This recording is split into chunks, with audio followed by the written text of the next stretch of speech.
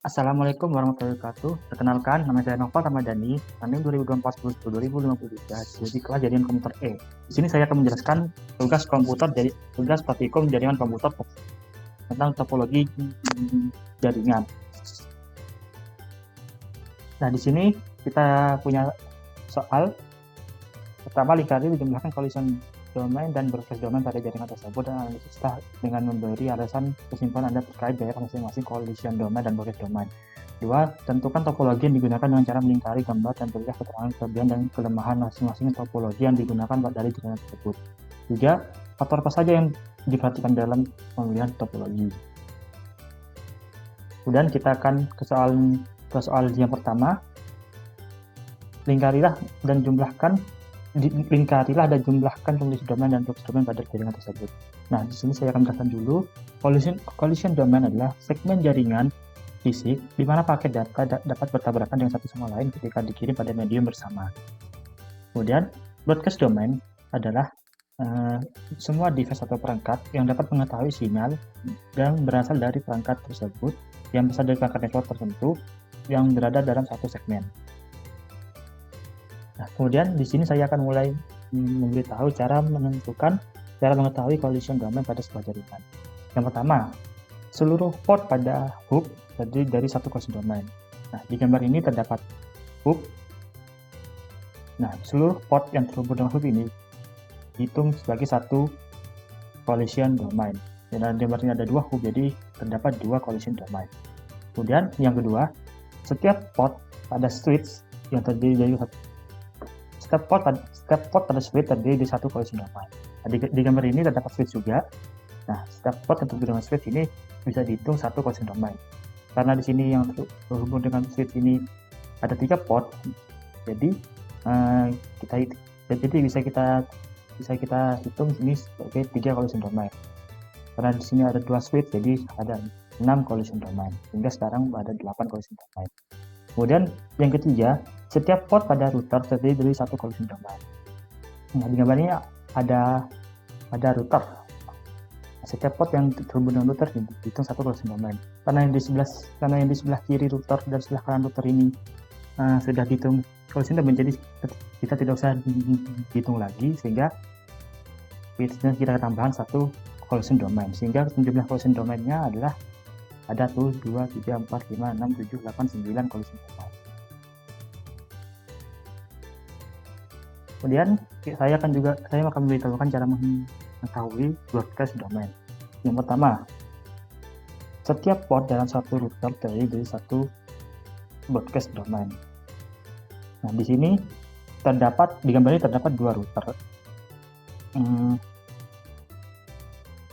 Di sini ada 2 port yang terhubung dengan router, sehingga kita bisa hitung sebagai satu broadcast domain. Nah, kemudian cara mengetahui yang lain adalah satu switch terdiri dari satu broadcast domain, dan satu hub terdiri dari satu broadcast domain. Karena di sini switch dan hub ini saling berhubungan, jadi bisa kita hitung ini hanya satu broadcast domain. Karena di kiri dan di kanan ini terdapat switch dan hub juga, sehingga terdapat 2 broadcast domain. Hingga jika dijumlahkan terdapat 3 broadcast domain dalam jaringan ini. Kemudian soal yang kedua, tentukan topologi yang digunakan dengan cara melingkari gambar dan berikanlah keterangan kelebihan dan kelemahan masing-masing topologi yang digunakan dari tersebut. Nah, topologi yang pertama yang ada dalam jaringan ini adalah di sebelah sini, yang bisa disebut sebagai topologi star. Topologi star adalah suatu metode atau cara untuk menghubungkan 2 atau lebih komputer dengan jaringan yang berbentuk bintang, di mana topologi jaringan berupa konvergensi dari node tengah ke setiap node, sehingga semua node atau titik koneksi dengan node tengah tersebut. Nah, di sini terdapat topologi star. Nah, kelebihan topologi star yang pertama bersifat fleksibel, kedua keamanan data yang tinggi, 3 mudah dalam mendeteksi kerusakan pada jaringan, 4 jika satu komputer mengalami kerusakan, jaringan akan tetap berjalan dan tidak menimbulkan masalah bagi komputer lainnya. Sedangkan kelemahan topologi star adalah menggunakan biaya yang cukup mahal karena menggunakan banyak kabel. 2. Jika hub atau switch mengalami kerusakan, maka dapat menghubungkan jaringan. 3. Jumlah terminal yang terbatas tergantung dari jumlah port pada hub atau switch. 4. Jika lalu lintas padat, maka jaringan akan melambat. Kemudian topologi yang ada di sini selain topologi star itu adalah topologi bus yang ada di sebelah sini. Nah, topologi bus adalah sebuah topologi yang merupakan cara dalam jaringan komputer dalam menghubungkan suatu jaringan dengan yang lainnya menggunakan kabel tunggal yang menghubungkan ke klien atau server. Untuk kelebihan dan kekurangan topologi bus adalah kelebihannya: 1. Mudah untuk membuatnya. 2. Memiliki layout sederhana. 3. Memerlukan biaya yang sedikit untuk membuatnya. 4. Mudah dikembangkan tanpa mengganggu perangkat jaringan lainnya. Kekurangan topologi bus: apabila terjadi gangguan akan sulit untuk mendeteksi kerusakannya. Sering terjadi kepadatan lalu lintas pada jalur utama. Apabila jalur utama mengalami kerusakan, seluruh jaringan akan lumpuh, memerlukan repeater untuk memperkuat sinyal. Nah, karena di sini terdapat topologi bus dan topologi star, ini di sini di jaringan ini kita dapat katakan juga ini merupakan topologi tree. Topologi tree adalah gabungan dari topologi star dan dengan topologi bus. Topologi tersebut berada pada satu jaringan yang mana keduanya menjadi kumpulan dari topologi star yang telah digabungkan pada topologi bus. Hingga two-step klien akan dikelompokkan pada sebuah kelompok untuk dijadikan sebagai pusat komunikasi. Untuk kelebihannya adalah mudah dikembangkan, didukung oleh hardware dan software dari beberapa perusahaan, kontrol manajemen lebih mudah karena bersifat terpusat dan terbagi dalam tingkatan jenjang. Kekurangannya dapat terjadi tabrakan file data, kemudian lebih sulit untuk mengkonfigurasi dan memasang kabel daripada topologi lain.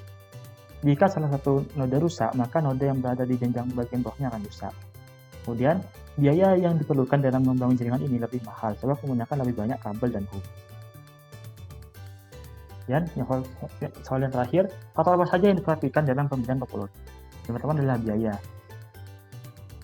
Kita harus juga menentukan sistem apa paling efisien yang dibutuhkan dalam organisasi itu. 2.